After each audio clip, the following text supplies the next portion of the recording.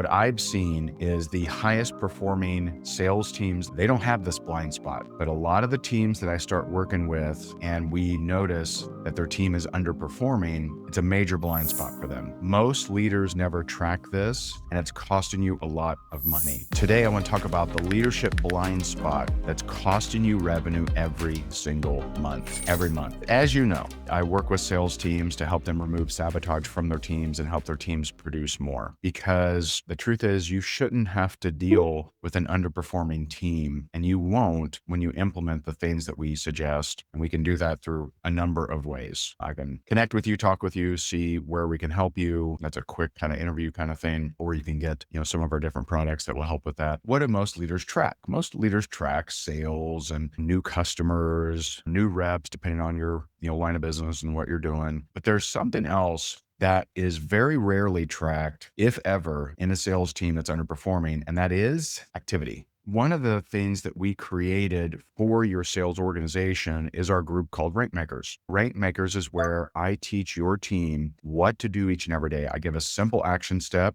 I give a quick training, and all of it in under 5 minutes a day. Every video that I do in Rank Makers is less than 5 minutes. So it's telling your team to what they should be doing that day to grow the business. And I've had a lot of leaders that have invited their teams into Rank Makers, and we rock it out with them, and they get more production without them having to say an extra word. The blind spot is activity. Every Monday, I have our Rank Makers set their activity goals for the week, not result goals. Why? Because we don't know the results we'll get. I have no idea what results I'll get this coming week. I love huge results, and some weeks are huge result weeks. But you know what I can control? Activity. How many people am I reaching out to? How many people am I following up with? How many presentations am I sending? How many videos am I doing? What kind of exercise am I doing? What kind of self-development am I doing? I can control my activity. I cannot control my results, and neither can your team. By teaching them the importance of activity, or having me teach them the importance of activity, and actually tracking that. Now, that doesn't mean that you have to track all activity always, but running little micro contests. I talk about this in our leadership book,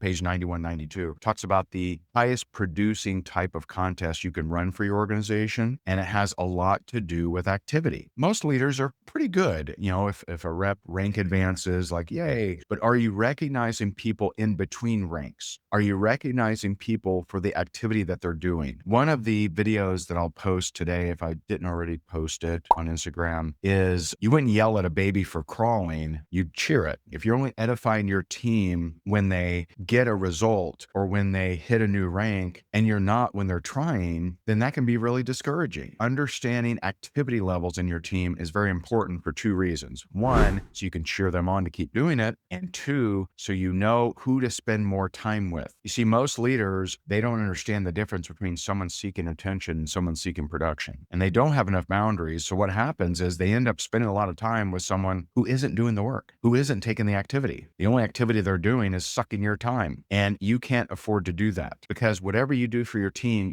thinks they have to do it too. And this actually creates sabotage. You think it creates gratitude. It doesn't, because the taker takes. And the taker feels entitled to your time. They don't feel bad. They think you should be spending all day with them, whether they produce a result, whether they even attempt activity or not. And this is the thing that burns leaders out every single day. You invest all your time into the wrong people because you don't know their level of activity. Then you're like, man, this is so frustrating. I'm spending all my time on these guys and they're not doing anything. You're spending all your time on the wrong guys, on the wrong people. But there's hope, right? There's hope. There are ways to fix this. There are ways to fix it, and in yourself too. Don't beat yourself up if you're not getting a lot of sales. Look at your activity. Are you doing the activity of someone that should be getting a lot of sales? When I was working to build my business, it was very straightforward. My amount of sales always equated to how many people I reach out to. What was my activity? A result of activity, of habits. You can't change the result without changing the activity and the habits, but you can't change any of that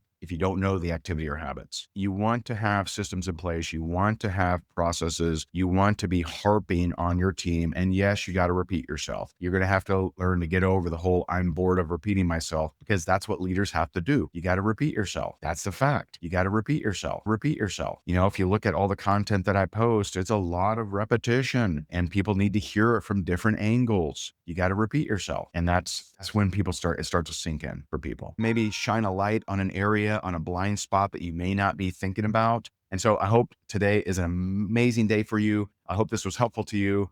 I appreciate you so much. God bless you and your family. And I'll talk to you soon. Bye for now. You got to repeat yourself.